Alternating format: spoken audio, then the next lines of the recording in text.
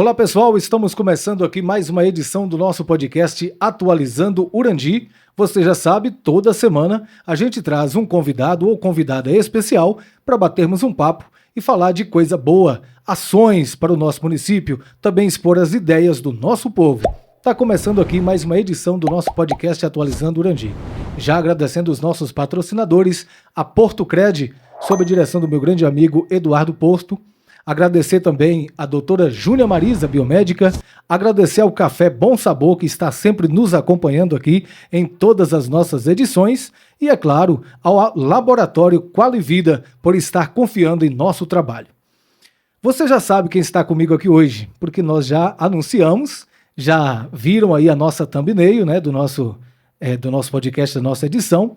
E, para mim, continua sendo uma surpresa, né? Ele esteve aqui no nosso município e eu não poderia deixar de bater um papo, de falar com esse ser humano ilustre, com essa grande potência da política nacional, que é o nosso querido amigo, o nosso querido deputado federal, Daniel Almeida. Seja bem-vindo ao nosso podcast Atualizando Urandi. Com muita alegria eu recebo o senhor aqui hoje. A alegria é toda minha. Primeiro estar aqui em Urandi, com a recepção que sempre as pessoas dedicaram a mim, e está aqui no seu podcast, que é uma ferramenta, um instrumento de comunicação tão atualizado e que ganha cada vez mais dimensão. E eu sei que você está atualizando o Urandi sempre, e é bom ter essa comunicação. Portanto, uma alegria muito grande. Toda satisfação do mundo nossa está aqui recebendo o senhor. Para início de conversa, já gostaria de convidá-lo a nós tomar um cafezinho. Tomou bastante café hoje, né, deputado? Inclusive comigo mais cedo. Tá chegando a hora do almoço, eu tomo um cafezinho aqui para ir aquecendo a garganta. Exatamente. Porque a gente vai falar aqui das ações, né, de emendas, de todo o trabalho que é recebido aqui em nosso município através do deputado federal. A gente tem como costume perguntar aqui o nosso participante quem é fulano, quem é fulana, mas como o deputado já é bastante conhecido, eu vou pular essa formalidade e já vou direto nas ações que são enviadas ao nosso município pelo deputado, deixar frisado aqui que essas ações, a maioria delas, se não geralmente, pelo nosso vereador Matheus Silveira, deixar isso registrado aqui em nosso podcast. Mas eu gostaria que o senhor falasse brevemente como o senhor entrou para a política, porque essa pergunta eu julgo ser muito importante. Um pouco por acaso. Eu nasci no interior da Bahia, num município chamado Várzea da Roça, que hoje tem 17 mil habitantes no último censo. E nasci na roça, no interior, distante da sede do município, cerca de 30 quilômetros. Fiquei lá até 12 anos de idade. Que pertence a Mairi, não é isso? Várzea da Roça já pertenceu a Mairi, hoje é município. Foi sim. Emancipado de Mairi. No meu registro consta Mairi, mas eu nasci no território que hoje é município de Várzea da Roça. Então eu fui estudar em Mairi quando eu já tinha 12 anos de idade, saí de lá, vim para Salvador, entrei na Escola Técnica Federal da Bahia e fui trabalhar no Polo Industrial de Camaçari, no Polo Petroquímico de Camaçari. Ali, em 1979, eu tive contato com a organização sindical.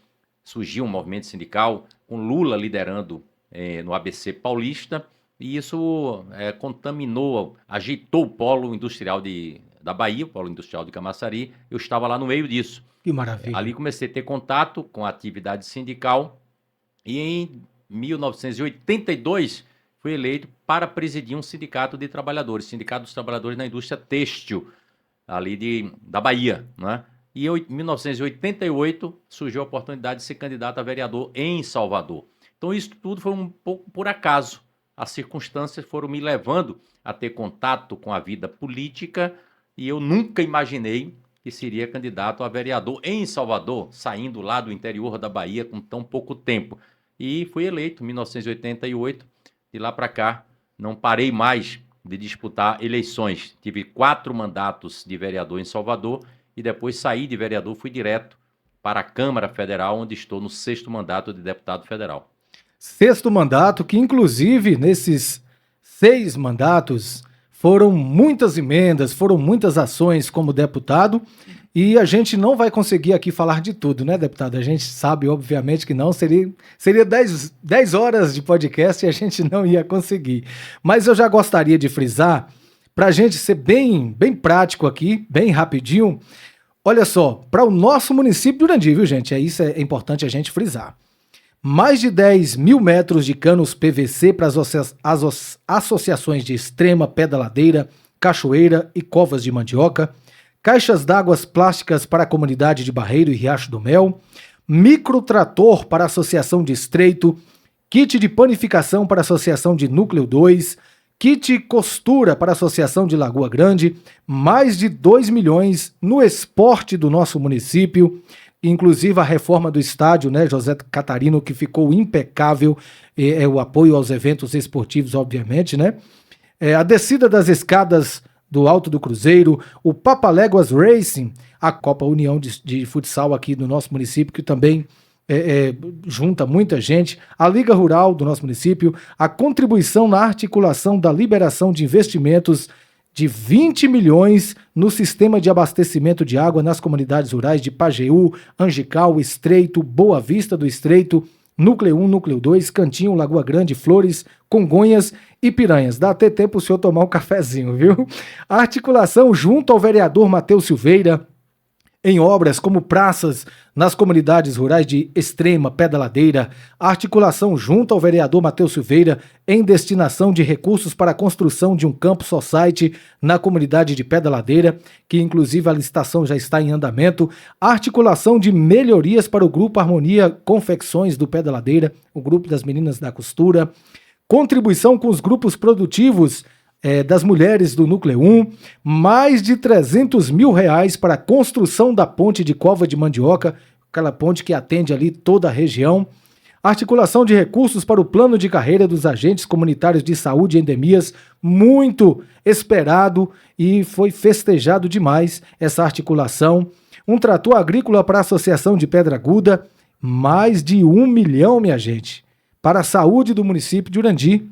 E essas emendas empenhadas, né, também para o segundo semestre de 2024, que é um trator agrícola para o STTR de Urandi, o nosso Sindicato dos Trabalhadores, uma forrageira para a Associação de Barra da Jurema e Vista Alegre, uma forrageira para a Associação de Núcleo 2, e essas emendas e articulações de recursos é fruto de grande parceria com o nosso vereador atuante Matheus Silveira.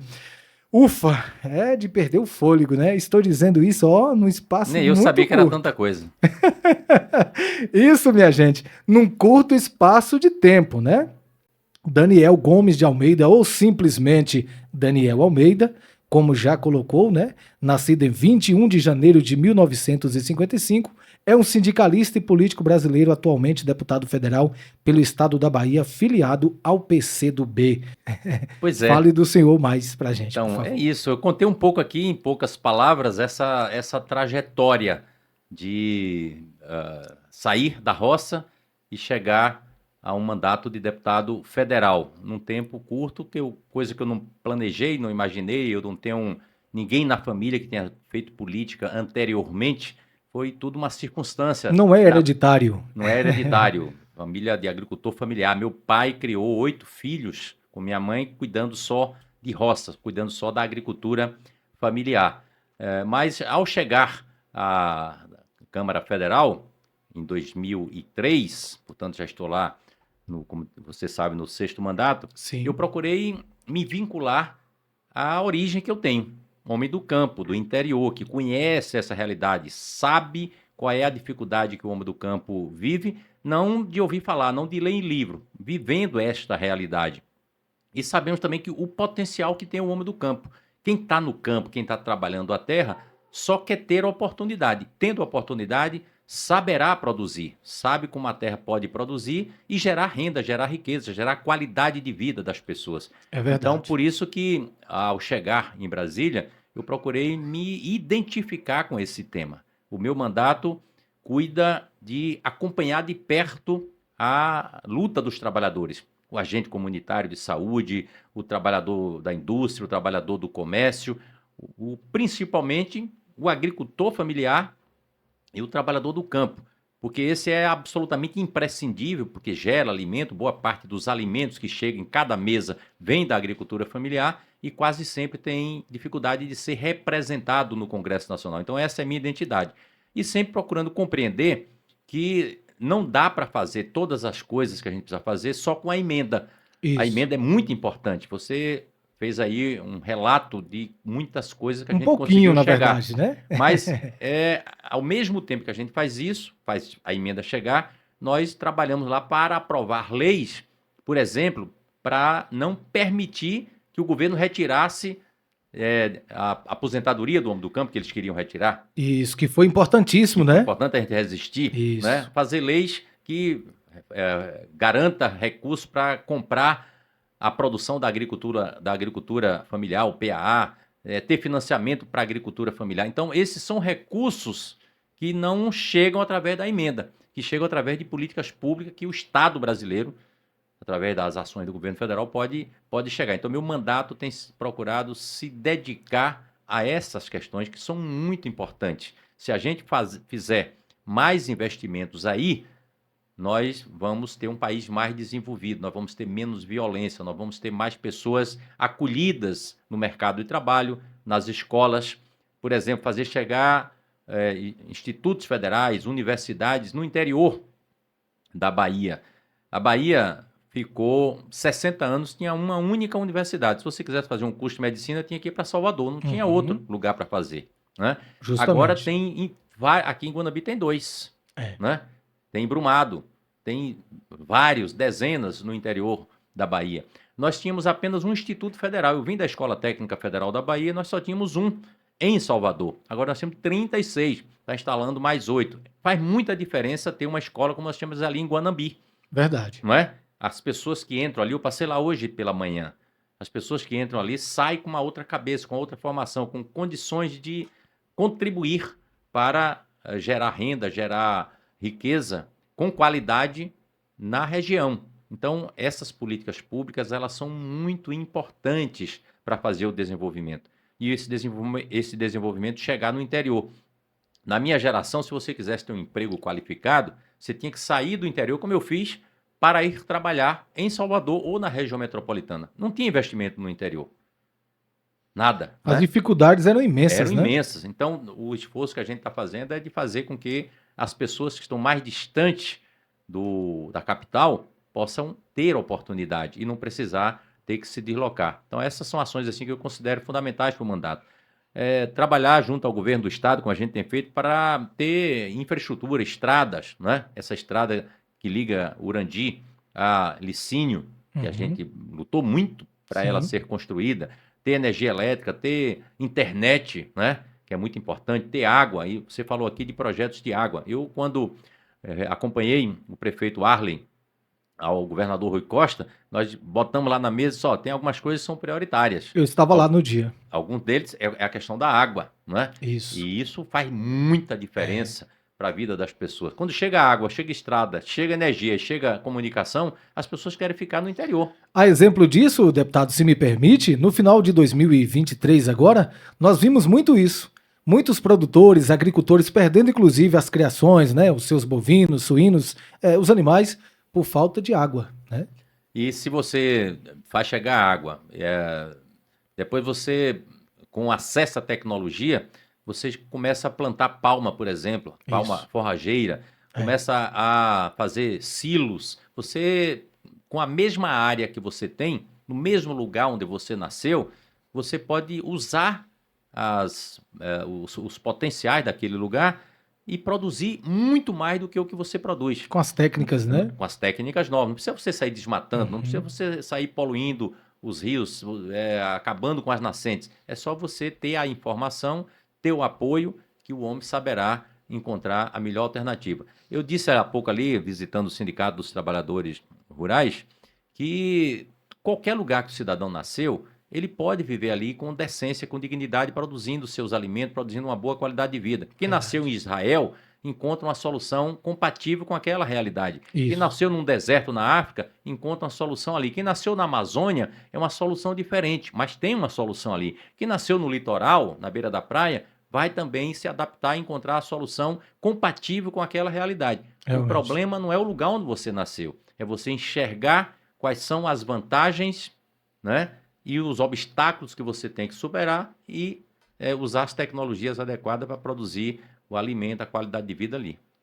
Muito bem, deputado. Olha, eu tenho ainda algumas perguntas. Sei que a gente está correndo contra o tempo aqui, né? Sempre com a agenda cheia, mas já citando aqui a questão do sindicato, que o senhor acabou de colocar aqui, inclusive, que esteve por lá, eu gostaria de saber do senhor o porquê de um carinho tão especial para com o Sindicato dos Trabalhadores Rurais, inclusive com o nosso aqui de Urandi. O porquê disso? Como o senhor enxerga a importância do sindicato na vida das pessoas? Pois é, como eu te disse, eu nasci na roça, meu pai era agricultor familiar e desde cedo ele se filiou ao sindicato, ajudou a fundar o sindicato lá de Mairi. Naquele tempo, o lugar onde eu nasci, hoje é Vazia da Roça, era Mairi. Então eu sempre vivenciei a realidade da agricultura familiar. E ao longo do tempo a gente foi aprendendo que fica mais fácil quando você se junta.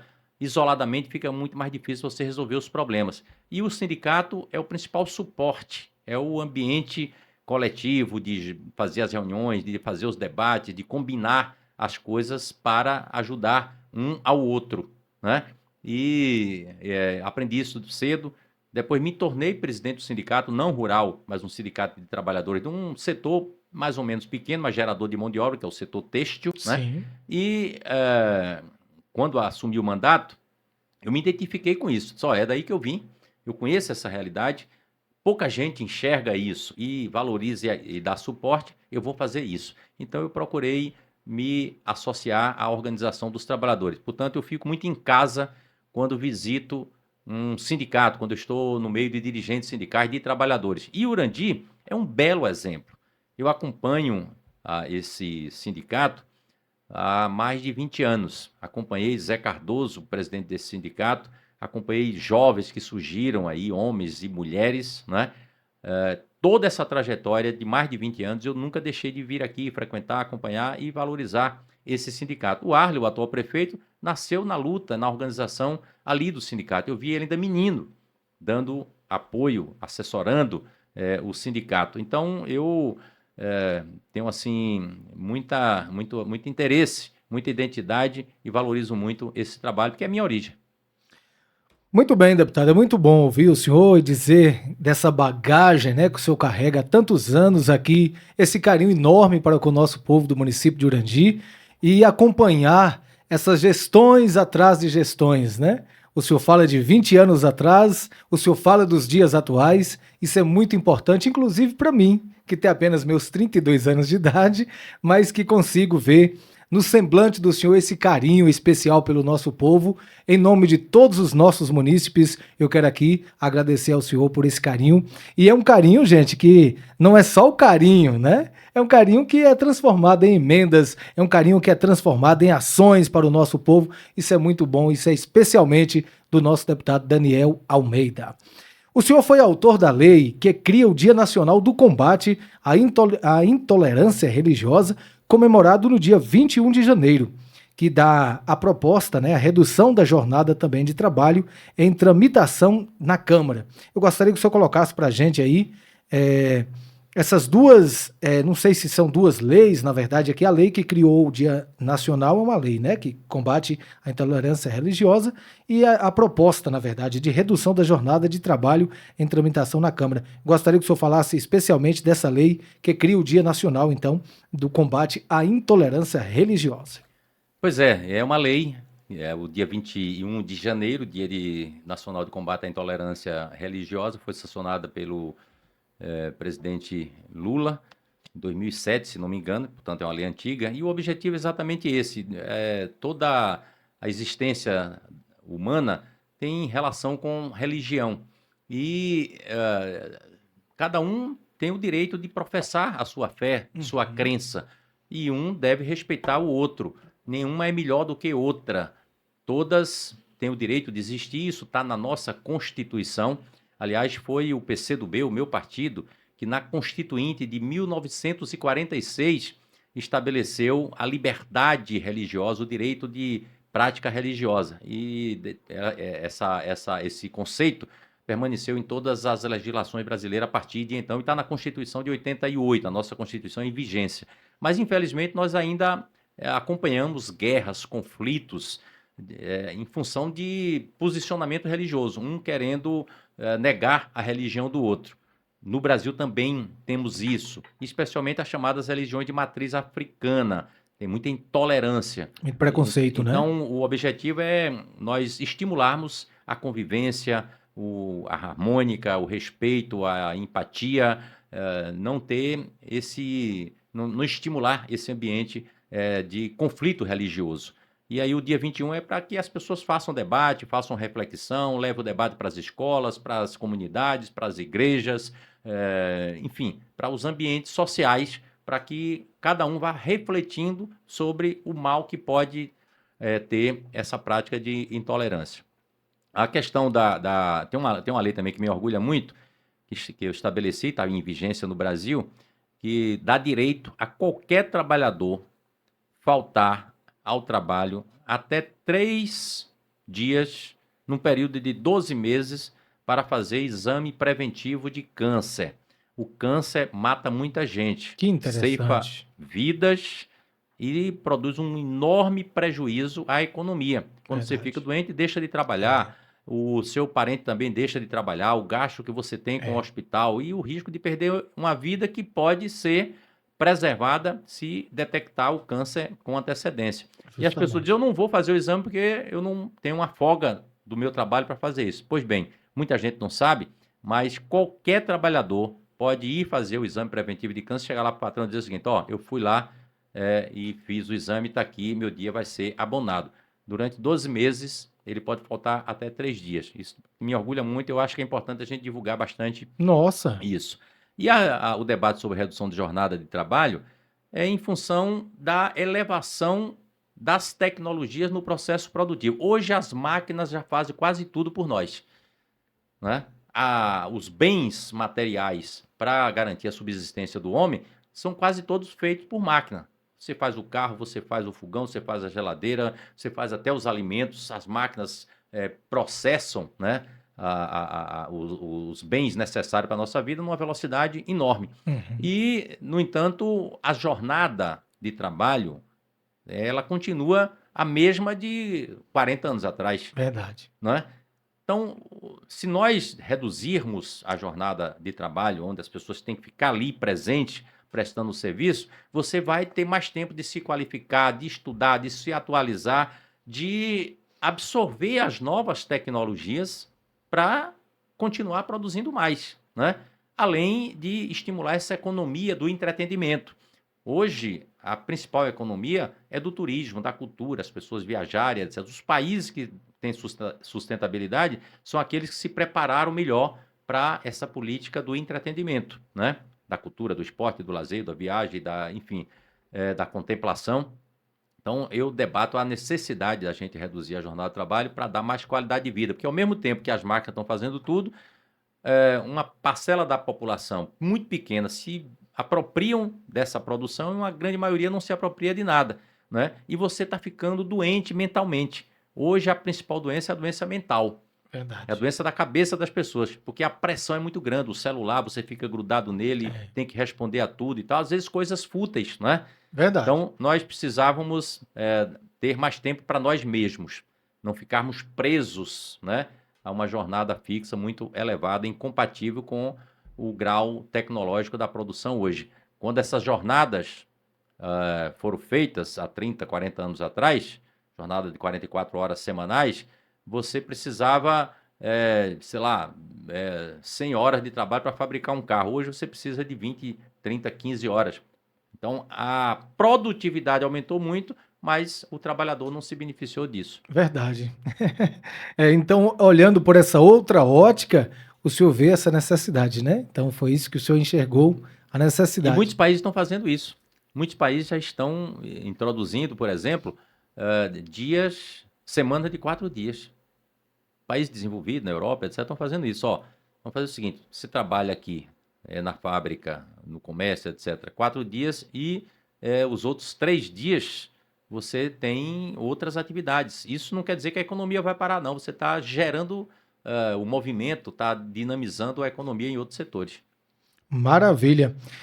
Deputado, é o seguinte, eu quero aqui expressar carinhosamente o meu carinho, a minha consideração em nome do podcast Atualizando Urandi, como eu já falei, em nome do nosso povo.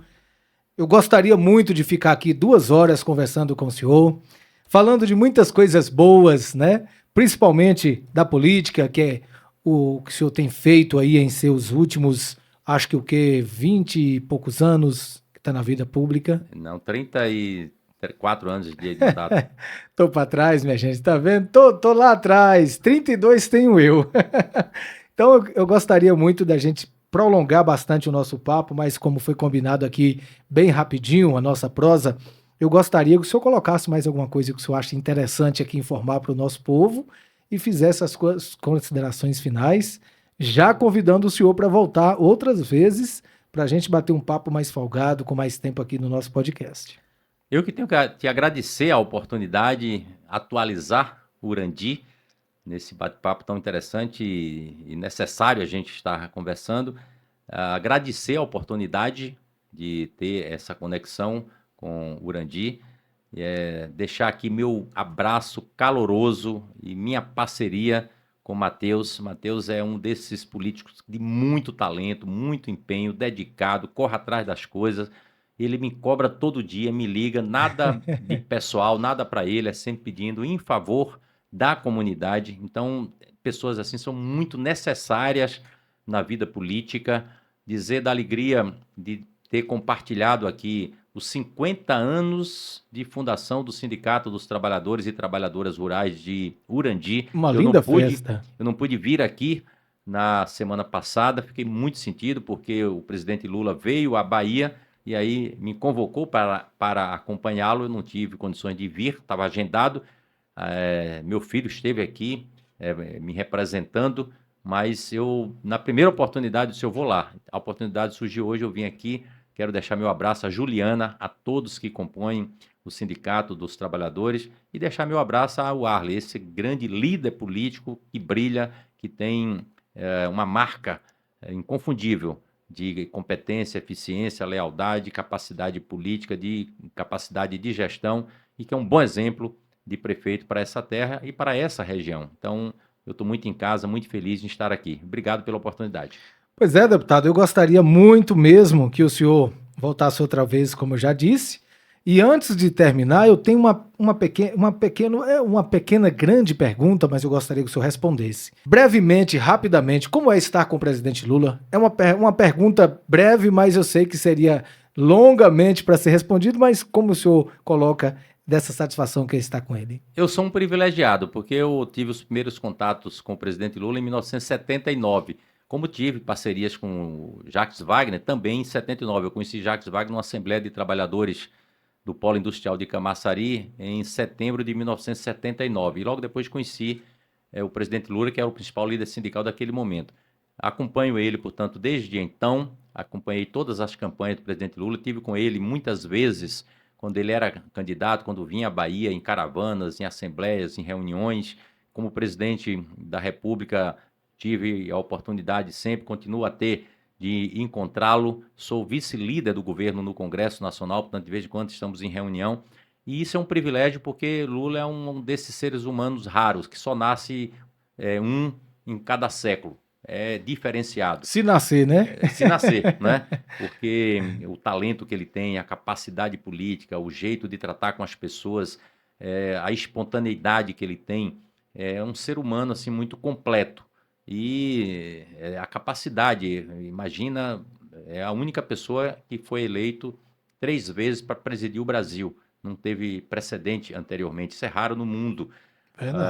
Está, vamos dizer assim, polarizando o debate político há quase 40 anos no Brasil, né? Então é realmente algo assim extraordinário, mas principalmente pelo seu ser humano que ele é, a sensibilidade que tem. Ele chega num ambiente, olha para as pessoas, se inteira daquele ambiente e fala das coisas daquele lugar com aquelas pessoas, com a desenvoltura. Se for um ambiente empresarial, ele sabe fazer uma aproximação. Se for um ambiente de catadores de resíduo, ele sabe fazer isso. Se for na área rural, ele também sabe. Então, realmente, é um privilégio conviver com um ser humano assim. E isso é o que a gente sempre admira, porque as pessoas que vêm de lá de baixo, que vêm, né, da base mesmo, ele vai valorizar todas as instâncias sociais da vida, né? O presidente Lula é um desses. Se o senhor tiver oportunidade, em breve, leve um forte abraço aqui de Edmar Oliveira para o presidente Lula, que eu vou conhecer um dia, com fé em Deus. Deputado, Com certeza. muito obrigado pela sua vinda, muito obrigado por acreditar também no nosso trabalho aqui no nosso município e volte assim que em breve para a gente ter uma conversa mais longa aqui no nosso podcast. Boa sorte no seu podcast, conte sempre comigo. A hora que eu vier aqui, faço questão, um tempo mais longo. Obrigado pela oportunidade. Gente, falei aqui carinhosamente e com muita satisfação com o nosso querido deputado Daniel Almeida. Agradeço a vocês pelo carinho da audiência. Compartilhe sempre as nossas publicações para que isso possa chegar a mais pessoas, informar a mais pessoas. Eu agradeço aqui aos nossos patrocinadores, ao meu grande amigo Dudu, né, que está sempre aqui acreditando no nosso trabalho, Porto Cred. Agradecer à doutora Júnia Marisa, a nossa amiga biomédica, ao Laboratório Qualivida e ao Café Bom Sabor, que está aqui nos acompanhando em todos os nossos episódios, em todas as nossas edições. A você, o nosso muito obrigado e até a nossa próxima edição. Um forte abraço. Tchau, tchau.